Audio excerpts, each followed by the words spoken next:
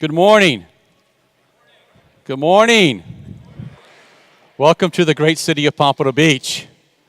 We are so honored to have you here today, for you to took time out of your busy schedule to come and to listen to what's happening in our wonderful city. And I would be remiss if I didn't thank a couple of people that made this all possible here today. And that's going to go first, obviously, with our Goodyear Blimp folks. They have been amazing. They've opened their doors to us that they normally don't do, to be able to provide this incredible venue today that we're going to enjoy. The second one, obviously, is Rick Green and Chairman Bill Riddick, who has been part of this team from the very beginning, and we kind of changed the venue up a little bit. But Rick, thank you so much for the Chamber of Commerce for partnering with us as well. I want to also thank the committee. There's been a committee that has formed, and we have been working for about 6 months to make this thing a reality. And I want you, those who know you are here, thank you so much for making it to where we are today. And then, of course, the city of Pompano Beach, who has been a sponsor of this event and who has made, again, this opportunity for us to be here today.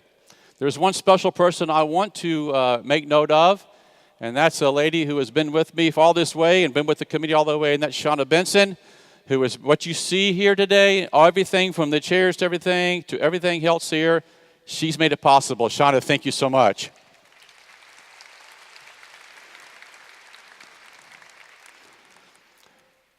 What you're about to see, what you're about to hear today is the results of an incredible team. And that team is my awesome colleagues, the City Commission. Without their vision, without their strategic planning, none of this, what you see today, would have happened. So I want to introduce each and every one of them to you who are here today, and I'll begin with our Vice Mayor, Charlotte Burry.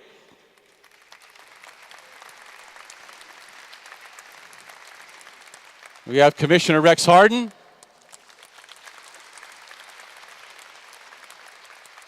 Commissioner Ed Phillips. Commissioner Barry Moss. And I saved this one for last, and I'll tell you why. The next gentleman I'm about to introduce has been on the dais for many years. He has served this community very well, from starting himself on a CRA advisory board to become a city commissioner, become a colleague and a dear friend who will be retiring in about a couple of weeks, and that's Commissioner Barry Doxwell. Thank you for your service, Barry.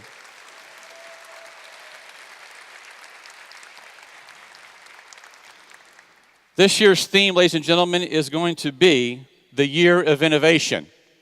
And we're going to cover 5 distinct categories here today. We're going to cover progress in action, tourism, our city at work, our challenges, which we all have, and of course, building our future. So let's begin with our progress and what's happening here today in Pompano Beach. Our peer development project. For many of you have already seen this particular project, what's happening here today. I want to begin with our garage. Everybody has talked about the garage, and I like that statement where you just kind of drop the mic, because that's how awesome and iconic it is. This garage was built specifically for our peer development opportunities that we're going to be having coming online. It is definitely iconic. You can see the sails. You can see the public art that's been on the project. You can see glass elevators for safety. You can see all of that happening because we needed to build this first so we can have the continued development here in Pompano Beach. The good news is that the city, along with Chris Brown and Suzette Sybil, created a parking enterprise fund. I want to make this important because the parking enterprise fund was designed to pay for this garage and others. So there are no tax dollars paid when this was built. And it's been completely funded by that. And we started with like $500,000 in our parking enterprise fund, and today it's over $2 or $3 million, and you can see that happening today. So that's our Pier Garage, and we are so proud of it. The next online, coming just to the east, is our 2 iconic restaurants. We're going to have Oceanic Restaurant, and we're going to have Brimstone, which is also known as Pompano Beach House. Brimstone's out of Fort Lauderdale, Oceanic's out of North Carolina. And they're coming on board, and they're in permitting process to be built. And that's going to be on the east side, actually, where your toes will be on the sand. And then talking to Tim Hernandez yesterday, he says that he is now in negotiations with further development opportunities with BurgerFi, Killowins, Wings, and some local folks too in the restaurant business. So that is happening, folks, and that is exciting about our beach and our pier development. Let's talk about our pier. Our pier, ladies and gentlemen, has extended its life. And so the City Commission has decided to move forward with the redevelopment of our pier. So we're going to build a new one. And we're going to bring it up a little bit for the tide issues. We're going to make it a little bit wider. And we're going to make it very iconic with at the end with a pompano fish head. That's right now is in the permitting process. And what's going to happen, ladies and gentlemen, is that once the Corps of Engineers is going to be given that permit to us, then we're going to go out for bid. There's been some misconceptions about that. So the folks that we've hired for our CM is going to go out to bid and bring it back to the City Commission for our ratification, either acceptance or not acceptance, but we're committed to building our new pier. Our next is our downtown connectivity plan. It is already in place, ladies and gentlemen. This is something that we have planned for and what we call, or I call, personally being born and raised here, fourth generation Old Pompano. And this is definitely Old Pompano. It is happy in our connectivity plan. And it began with a multitude of venues. We talked about streetscape, we talked about our arts, and we're going to talk about those. More importantly, we're going to talk about the beginning of our plaza. And if you haven't had the opportunity to go to our plaza, which sits right at the corner of Atlantic Boulevard and Dixie Highway, this is extremely exciting.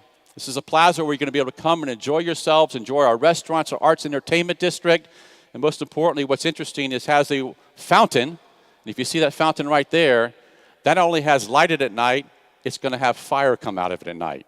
So it's the only one in the United States of America that has that feature, and that begins our connectivity plan, of course, on that end as far as Old Downtown. As you can see, the overview of our plaza there, you can also see the corner of Dixie Highway and Atlantic Boulevard. I want to specifically thank Roy Rogers.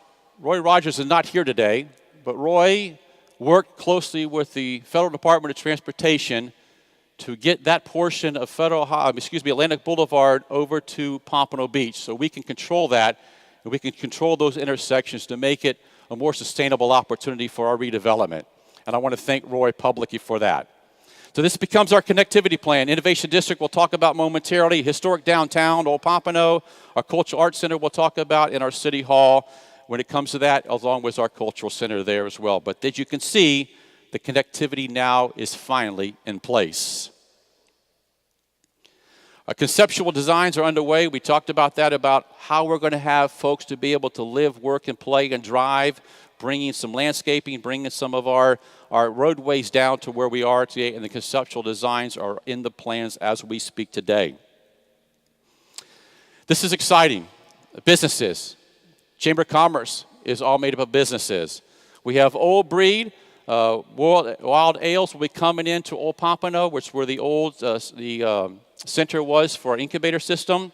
We're going to have the Foundry come in. When I say the Foundry, the folks that have built the Foundry, Frank and Harry, are coming to Old Pompano as well.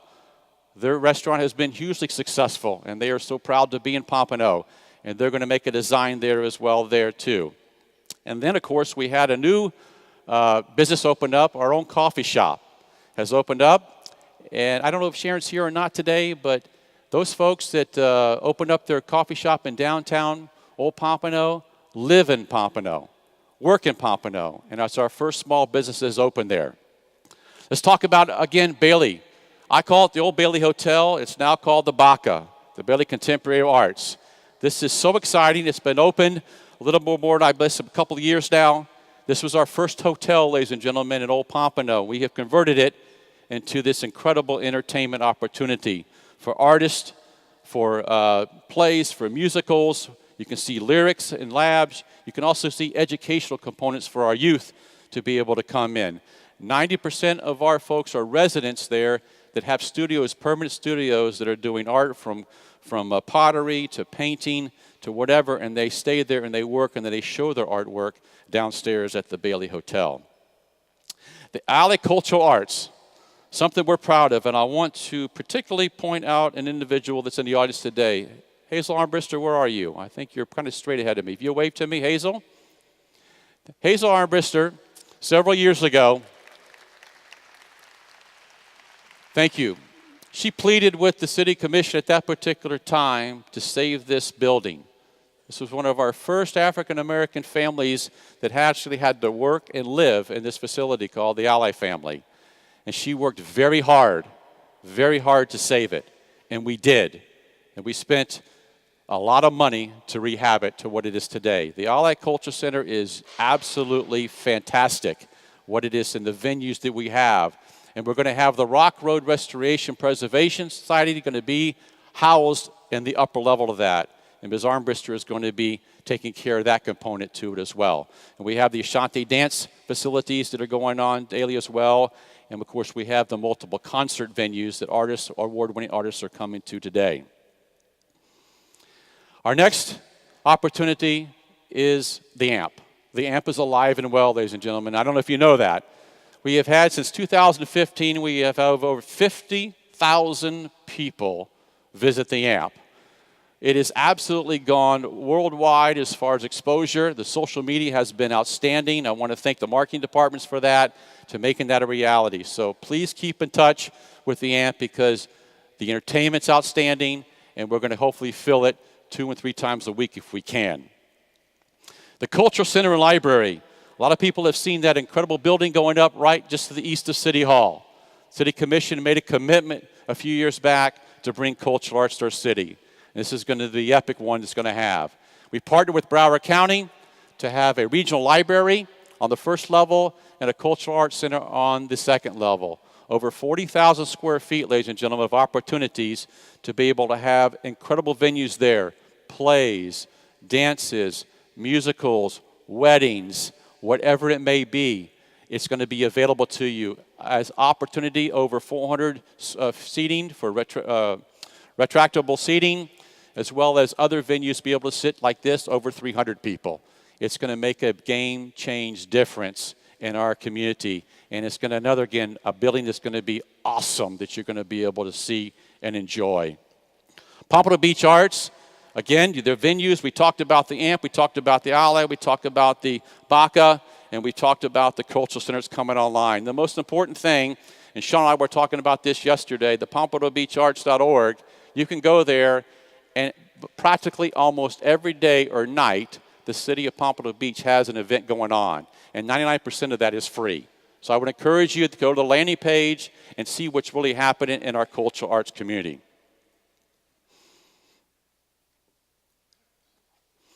Tourism. Wow.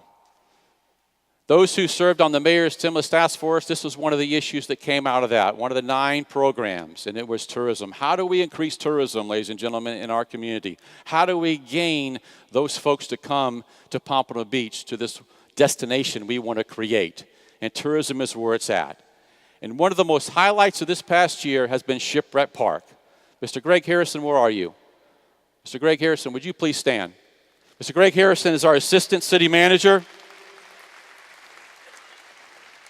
And he took it upon himself, really, through the leadership of the City Commission and through the partnership of the Ala Casino. And Rob Wire, I did not see Rob here today, but Rob became a true corporate partner, a 50-50 partner with the city of Pompano Beach, creating Shipwreck Park here in Pompano Beach.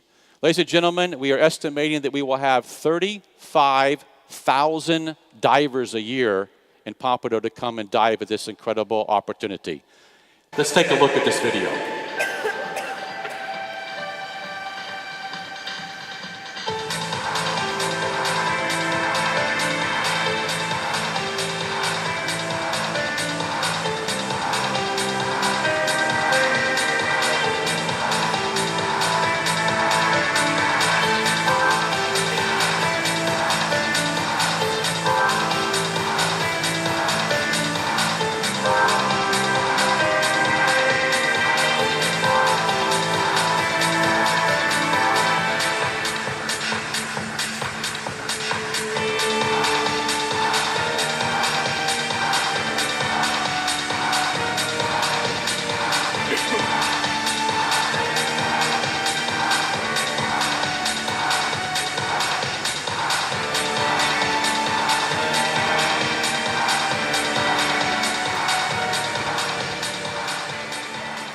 And that, ladies and gentlemen, is what we call Lady Luck.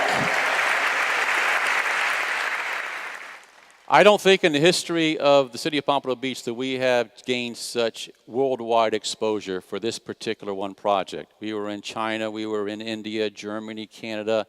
I think every national network across this country covered this amazing event.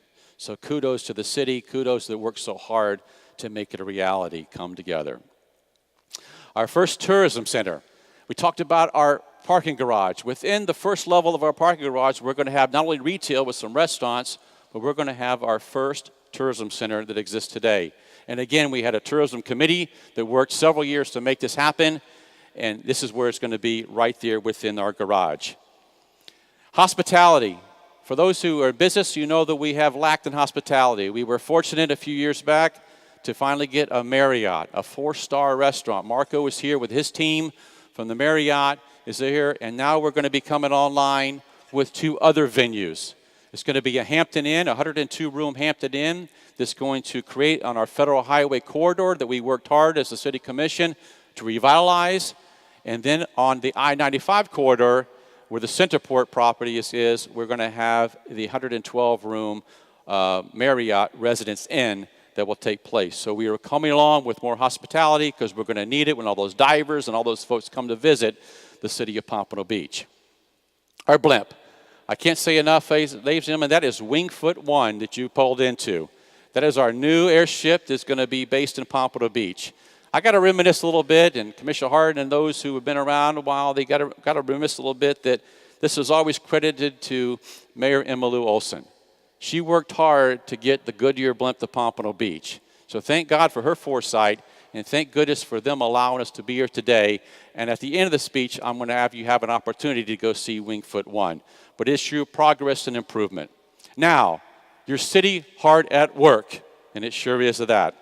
Budget-wise, Mr. Brian Donovan's team, along with our city manager, Mr. Beach, works every year very hard to make sure our budget is in line and continues to trim and to make it a cost-effective. We have over $250 million budget this coming year for fiscal 2017. Here's the good news. We are the 10th lowest millage rate in Broward County. Out of 31 cities, we are the 10th lowest. As you can see, and this year again, we were able to bring the millage down another 3%. Here's the key too, property values, and we're going to talk about private investment as I see some of our developers here today. Because of the private investment on the development side, as well as you as businesses and you as residents, our property values have increased over 9-point-something% this year. Little over 1% than what the Broward County average is on the growth in particular time. So we are proud of our budgeting. We're proud of our fiscal responsibility as a commission. And we want to make our city the best place to be. We're spending over $500,000 on improvements planned for our city entranceways. Something we need to improve, and we're going to be working on those as well. Something else is within this year's budget is we're going to add 15 firefighter paramedics to our streets. What that equates to, ladies and gentlemen, is the whole field rescue, 100% another rescue. And we have 3-man rescues, so we'll be able to treat our residents and our visitors and our tourists who come to Pompano Beach. Over 50% of our budget, by the way, is in public safety through our police force and our fire paramedics. And we're honored. What we want to do is continue to decrease our response time so we can serve those in need. Just last evening, the City Commission moved forward with the implementation of building a number 3 fire station at Fire Station 24. For those who don't know the numbers, that sits at the corner of Northeast 10th Street and Federal Highway, right by Community Park. We are an aging city, ladies and gentlemen. We're over 100 years old. And so it's important for us to be able to spend money back for public safety. And so we're going to have our 3rd new station coming online next year, and thanks to Chief Jurgel for his leadership there as well. And we always look for additional funding, from sponsorships to naming rights to foundations. I was talking to Brian yesterday. We have received this year over $2.4 million in grants. We now have a grant writer. She does nothing but provide and work for grants. So we're always looking for funding mechanism, again, to keep our tax base low for our residents and for our businesses. Now, challenges. All the pretty picture comes with challenges, right? So we're going to identify a couple of challenges. That's number 1, our schools. This has been a hot topic the last couple of years, but I want to report to you, ladies and gentlemen, there are no more F schools in the city of Pompano Beach.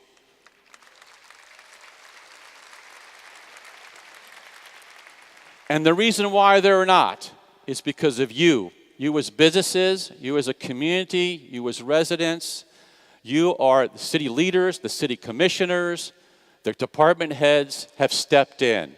And I want to use an example. The Pompano Beach Elementary School. Mr. Larson, Principal Larson, you were here, correct? You wave at me, way in the back there, Principal Larson. Principal Larson came to Pompano Beach a couple years ago, I gave him Oregon, somewhere on the northwest of our country. And he came and he made a difference. And he got a buy-in from all of us folks, even to the extent that Horatio Danovich was a part and parcel, raising over $10,000 to create a new library at Pompano Beach Elementary School. That's incredible, because you're giving your time back. And so what we want to do is we want to take this model. We want to take it to Dr. Sadler Markham and other of our schools. We want to make this really dynamic change in our school system. Pompano Beach Elementary School students, ladies and gentlemen, over 90% of them are poverty-stricken. Then one of the meals they get every day is at the Pompano Beach Elementary School. That's what we need to make a change. We need to all get involved, and I'm asking you to volunteer of your time to our schools so we can bring those Fs up to an A. Thank you.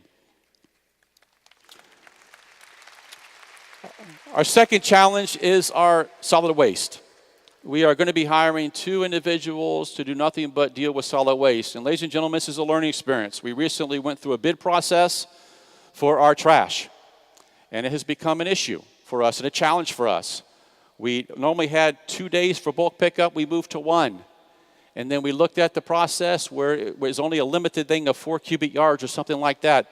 And so what Commissioner Hardin did the other night and what the commission decided to do is get rid of this 4 cubic yard stuff so we can get the stuff off the street, but at the same time, improve our community, improve our looks. When we had 2 times a week, trash was continually on our streets. We didn't want that. We wanted to clean it up. So it's a challenge, and we're working through it with Waste Management, who is our partner and our contractor on this particular initiative.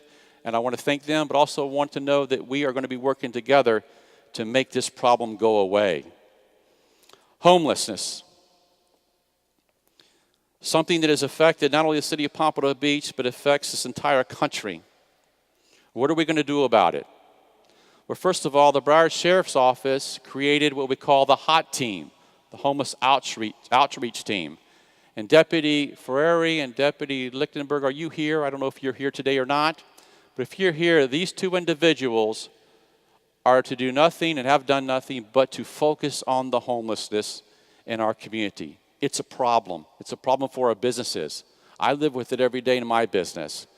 But we're creating a task force, a coalition from pastors who are doing some feeding issues to other secular community, to our Broward Sheriff's Office. That started about 3-4 weeks ago. And we're going to make a dynamic impact, we believe, to help those, to provide services for those who want to help themselves. And that's been the problem. We want to make sure that we can get to those folks and encourage them to want to help themselves, which has been the challenge, and we're going to continue to face that. Sober homes. Again, Vice Mayor knows this very well. I think she has 50 or 60, I don't know, maybe over 100 sober homes in her community, and it's throughout the city. And it's not only the working class communities, it is also the waterfront communities. City of Delray Beach and City of Boca Raton has the same thing, and they've lost about $4 or $5, $6 million in court cases dealing with sober homes. It's a problem. But here where it lies at our federal government, because our federal government is protection of our sober homes through the ADA Act, American Disability Act. That's where our problem lies. But I'm here to tell you what our solution is, and we've been working for several months with Congresswoman Lois Frankel. She has been a huge proponent and talking to Ted Deutsch the other night about it and some others at the Congress level. But Lois has been able to go across party lines, and she has been able to reach out to Republicans as well that are now supporting her to make a change. And our change, ladies and gentlemen, we're looking for is to be able for the city of Pompano Beach to have some local rule, to be able to control some items that we have so we can protect our neighborhoods. I don't disagree with rehabilitation. That's not my point. My point is to be able to protect our neighborhoods so our residents can still live, enjoy, and feel safe in our communities. And it's a problem and we're tackling it. Public safety. Right there, I had the picture taken of all of our command staff. Major Hale, Captain Atkins, on your entire team, your command team, thank you. Thank you for what you do.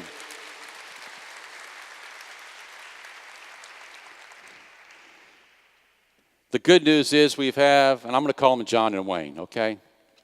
John and Wayne is from Pompano Beach.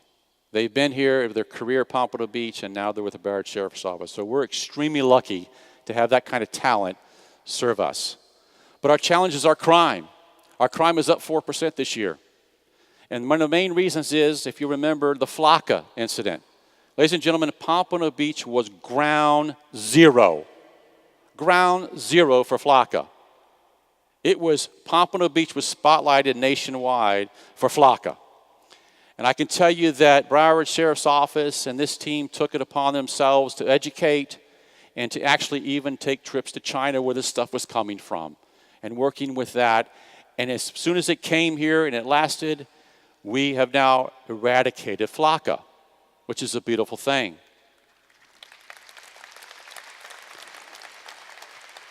But now we have to deal with other drugs. Heroin. Heroin is now the new street drug. And it's so prevalent, not only in Pompano Beach, that talking to Chief Jurgel today, we can't even keep the medicine in stock to be able to insert in someone who has gone through a heroin overdose that brings them back. We can't keep the drug on our shelves. So it's a problem. But what the Broward Sheriff's Office and Chief Hale has been able to do is create two teams called the CIT, which is a crisis intervention team that deals with mental illness, and the CS team, which is crime suppression team. Now, the crime suppression team used to call it SET, doesn't call that anymore. That's a new name for it.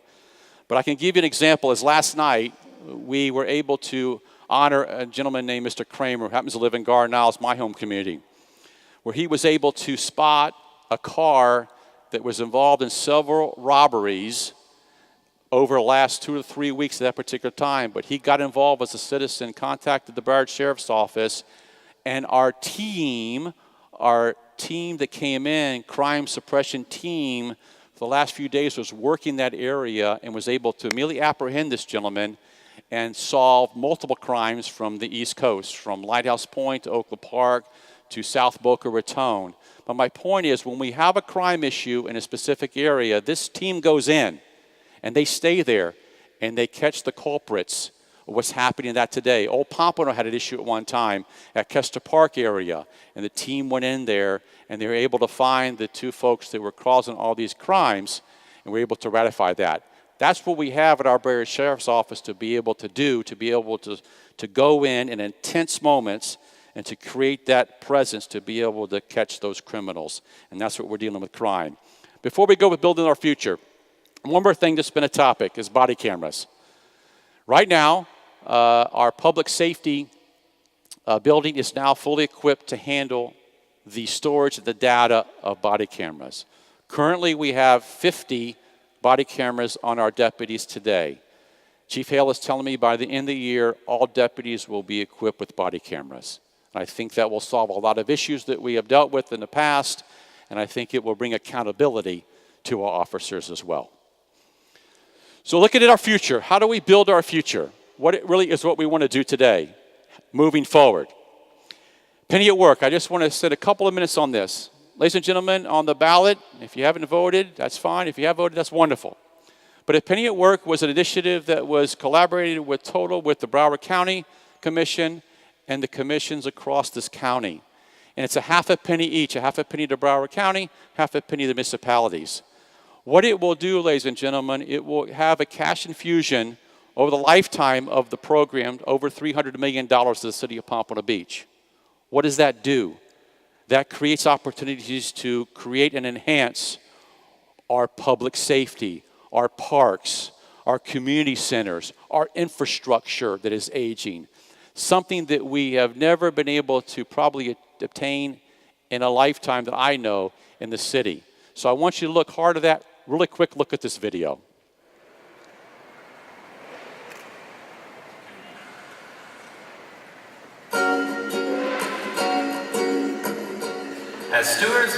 cities, towns, villages, and the county, it's our job to ensure your basic needs are met by providing water and sewer service, sidewalks, mobility, and protecting public safety. We are working with you to understand your needs and identify improvements because we believe investing in our infrastructure will strengthen our community. Did you know that a 1 penny sales tax increase in Broward can generate $300 million per year, 1/3 of which will come from tourists? With these funds, we could address street flooding, emergency services, traffic flow, and more. Together, the 2 half-cent ballot questions could put a penny to work. For more information on improvements and funding in your area, visit apennyatwork.com.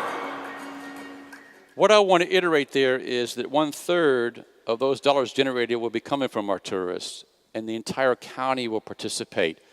We're one of the largest cities in Broward County, so we're going to get a lot more money than those smaller cities that we have in Broward County. Here's the key. Over the life of it, it will raise over $14 billion and over 54,000 jobs it will create to create an infrastructure program that we'll be proud of, to create a transportation program that we'll be proud of throughout Broward County. Most importantly, be able to provide assets for our residents to enjoy. Now, the Innovation District. When I talked about the year of innovation, here it is, the Innovation District that we're looking at. Let me kind of give you some geography here because you've been hearing probably a lot about that. Picture the corner of I-95 and Atlantic Boulevard. That piece of property there that comes from I-95 all the way east to 6th and from Atlantic Boulevard all the way to Martin Luther King Boulevard. This is a key component, ladies and gentlemen, for our future in our Innovation District. And you can see in front of you all the components that deal with it, from our educational corridor, from tying in Broward College to our culinary kitchens, to our library and cultural center, and to, of course, downtown. This is what we're going to create, ladies and gentlemen. This is the last piece, 30-something acres, available along the I-95 corridor. What do we envision there? We envision hospitality. We envision Class A office. We include residential and retail. This is going to become, ladies and gentlemen, our downtown and our signature in our city. So how we're going to make it special. And what you see in front of you is infrastructure design. And we're right now going through this process through drainage components. You know, you see these buildings built next to them, and right next to them was about an acre of raw land that's nothing but a ditch. That's required because of drainage issues. The developers know that.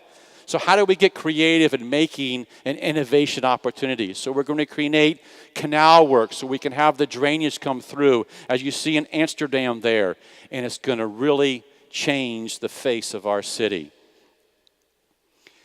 It's a home for a variety of targeted industries, from aviation to aerospace, headquarters, national headquarters, manufacturing, technology, information, financial opportunities, clean tech, logistic distribution, and life sciences is going to be right there, and we're tying it all together. Now, moving on from the Innovation District, which is this part of, but this is community, folks, right here. This is true community, what I'm about to talk about. The EDINU organization, and they're here today. Would you please wave at me? All those are here.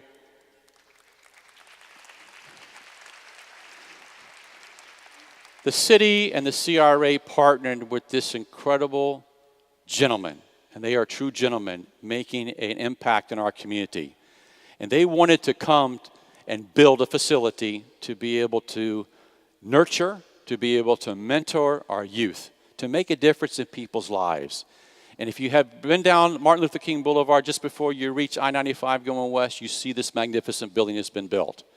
And here's the key. These gentlemen are so committed that they did not even have to go get financing from a bank. They raised themselves through their group over $800,000 to build this facility. That is amazing. And it's with leadership with Harry and Mr. Jones, who've been a lifelong residents here, and the impact. And you're going to see a video right now. And the young gentleman is here, how it changed his life. This group of men, I think Commissioner Phillips is part of. Watch this video. Nowadays, we talk about visionary, and you going back to look at 1969 beyond, and our founders, Brother John Bunner, they had a vision back then. You didn't hear the word visionary that much back in the 60s. It looked like a clown building, and marks all over, names all over it, and it was pretty much a homeless shelter. That's what it was. Homeless, that's a maid shelter. That's what it looked like. Okay. And so on weekends, what we do is we got with the city, we go down there and clean it out. Some of the gentlemen didn't want to go in because of the needles, drug needles, and other paraphernalia all over the building. And so what happens is we clean it out, come back the next weekend, and they water back up again. Clean it out, water back up again. We finally approached the city and we did a long-term lease for the building. We got architects involved and engineers to try to find out exactly what we need to do. It was about a 2-year process before we finally decided that it was process too much to do it. And so we basically had to back up out of that deal, which was about $60,000 we spent, and try to move forward to something else. And so that's when we started the process all over again, talking to the CRA, the mayor, and the commissioners about trying to do something else. And finally, after looking at several different options, came up with this particular location. We're in this building today because of the perseverance of our group. If I didn't have these guys, in my life, I really don't know where I would be or the person that I would be. The brotherhood that I have here, that I have lived here, it's astounding. I can't even imagine, honestly. They helped me from day one. They had to turn their back on me. I'll be in school and I wasn't even part of the fraternity and they give me a call. How you crazy? The way how it's tracked. They would do the same thing when I was in high school. They would come to my games. My life without them wouldn't be much of a life. We are the only chapter in this international organization that has built a facility from ground up without having to obtain a mortgage. Everyone in the community has contributed something to this building. For our fundraising, our food selling, buying tickets, and we commend those people for their giving to us.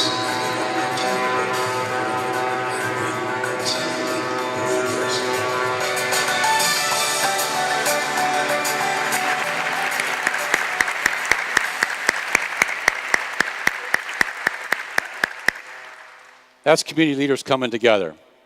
And last but not least is the private sector, those who are investing their money in our city. Let's talk about the COI. Chris Longsworth is here, the developer, the owner of this project. Chris could not and would not be here in the city of Pompano Beach if it hadn't been for the vision and the strategic planning for cultural arts in our downtown, what we're creating. He would not have invested over the millions and millions of dollars that he did in Old Pompano that hasn't seen any development, and I'm 55 years old and living here all my life. I haven't seen any development in Old Pompano. He put his money in, and people said, "You're crazy going to Pompano." And he goes, "No, I'm not. I'm going to make a difference." And he created a community. He created a marina. He created townhomes along the waterway. He's creating one-of-a-kind lofts, and he's creating a living opportunity at market rate rentals. This is all coming online because of the vision of the City Commission and what they did to make this reality. So we thank Chris for coming to Pompano Beach. Also want to talk about Sabia. This is the first development on the sand that I can remember as well. Sabia is a 68-unit facility, a property, community that's being built on the beach. And ladies and gentlemen, I'm happy to say that the penthouse just sold for over $5 million. That's amazing.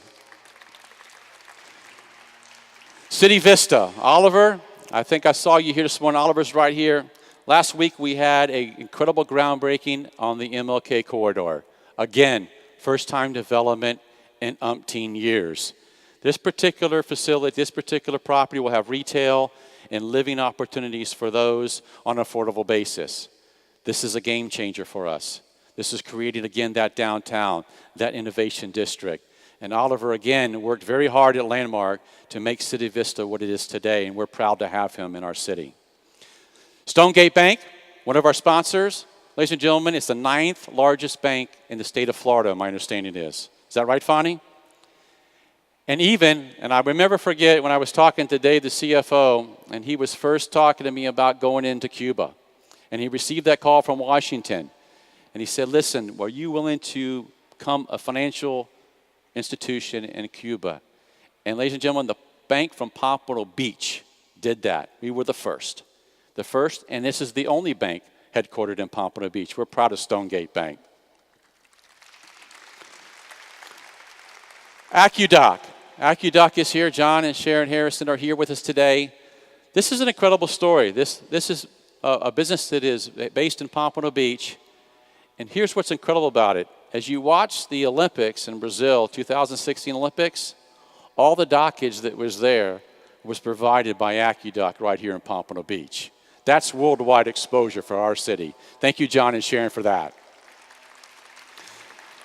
Flexall, you've seen Flexall as you ride along I-95. Flexall, they are making their corporate headquarters here in Pompano. We're glad to have them as part of our community, along with John Knox Village. Jerry, you're an amazing CEO of John Knox Village. It is an icon, and it's such a proud community we have. The Woodlands Project, over $34 million, 144 suites, a game changer, one-of-a-kind opportunity. Your architects, Bill Gallo, everybody really made that came out. The city worked so hard to get you there, and so we're proud of that development as well. Champion Motors. Somebody don't think of Champion Motors. You know, sit there on Copens Road and how large they are. The Porsche dealer, they have been here for 29 years, and they acquired recently the former Walmart property. So it encompasses over 22 acres. But here's the most important thing. They're the #1 dealership in America right here in Pompano Beach. That auto dealership for Porsche. We're proud of that. ICOR, over 700 people employed here in the Pompano. We worked very hard to bring those folks here, and we're proud to have them as part of our community. Bennett Auto Supply, they're not here today, but since 1957 they've been in our city, ladies and gentlemen, and they are now have 20 or 30 stores across the southeast United States. One last project I want to talk about before we go to the video is Deb Montwani, and that was not in here. I want to talk about working with the community. And our beaches are very sensitive to us, and I say that because we want to make sure we balance new development with our residents. And Deb Montwani purchased the property at 1350 South Ocean that encompasses the ocean as well as the intercoastal. And he wanted to make his development happen. And so he went through a series of process, I want to say. But what he did the best is he got the neighbors together. He got the buildings surrounding him, the Renaissances and the Claridges and all those, and he worked with them. And they said, no, we don't like that. And he would change this, and he would change that. No, we don't like that. No, let's change this. Let's get a decel lane in here. Let's do what we can. And he did it with passion. And ladies and gentlemen, he did it with patience. And I mean patience. And this is going on a couple of years. But he's finally got a product that the entire city can hold hands with. And so I want to thank you, Dev, for your patience. I want to thank you for your investment that you're going to make. And he's going to be an incredible resident in our community. But thank you again for working with our city and our residents to make a palatable project that everyone can enjoy. Thank you. So I end up with something real quick here. This is a kind of a little snippets of some business owners and what they want to do and what Pompano has made a difference in them.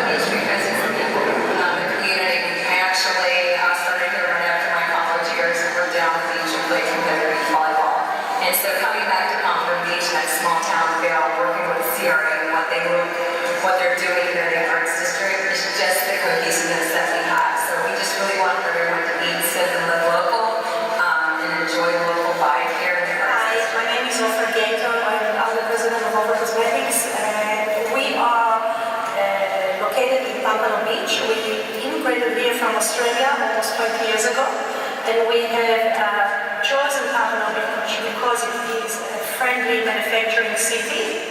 We now supply more than 40 countries and 750 cosmetology schools in the United States.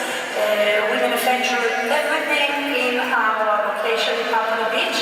The city has been very helpful, and we actually purchased recently 2 other properties as well. So now we own 3 different properties in Pompano Beach, and we are very proud to be part of this city. And we are very happy to be part of the manufacturing industry in the United States. Hi, I'm Adam with Main Venture Burger Company. We chose Pompano Beach to open our burger in because it's an up-and-coming developing community that was lacking a microbrewery at the time, and we thought our attitude and sense of community would fit in great. My name's Rick Hamilton, general manager of the Foundry Restaurant. We recently opened here in Pompano Beach. That's just a snippet. I just want to mention before we close out is Oliver's commitment again to the community. I forgot to mention this.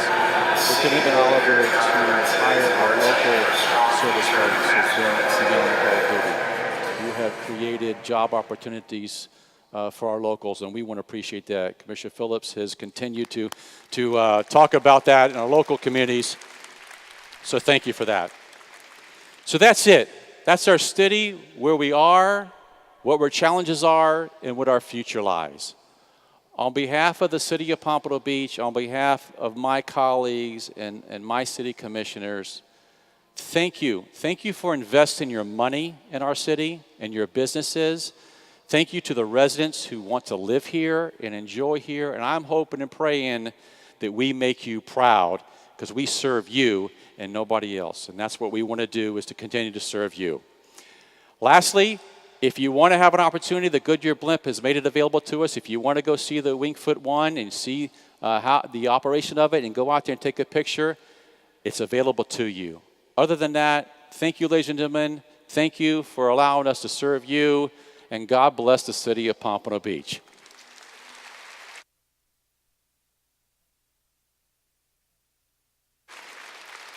Thank you. Thank you.